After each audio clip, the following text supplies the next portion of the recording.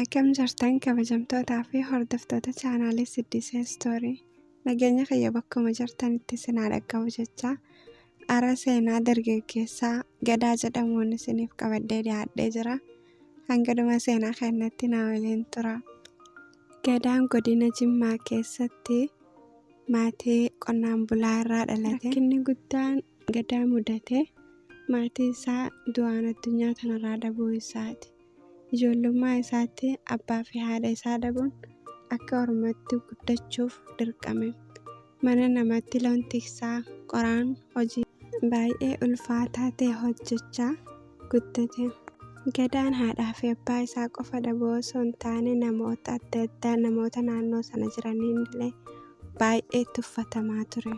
Gaafa ganna 15 ta'u jireenya tuffii sana jalaa ba'uuf jecha qarshii tokko malee Jimmaa irraa gara Finfinneetti baaburaa fi konkolaataan gargaaramee deeme. Yeroo magaalaa Finfinnee ga'utti nama tokkollee waan hin beekneef jecha magaalaa keessatti halkan daandii irra bulee hojii listiroo yookaan kophee qulqulleessuu hojjechuun of gargaaruu eegale. Guyyaa ni hojjeta halkan immoo barumsa isaa itti fufee barachuu eegale. Guyyaa tokko Gadaan kophee nama tokko qulqulleessaa otoo jiruu namichi sun maaliif barumsa hin barattu jedhee gaafate. Gadaanis barachuu akka barbaadu itti hime. Namichi sunis Gadaa gargaaree akka inni dandeettii teekinooloojii fi kompiitaraa baratu taasise. Gadaan onnee jabaa qaba.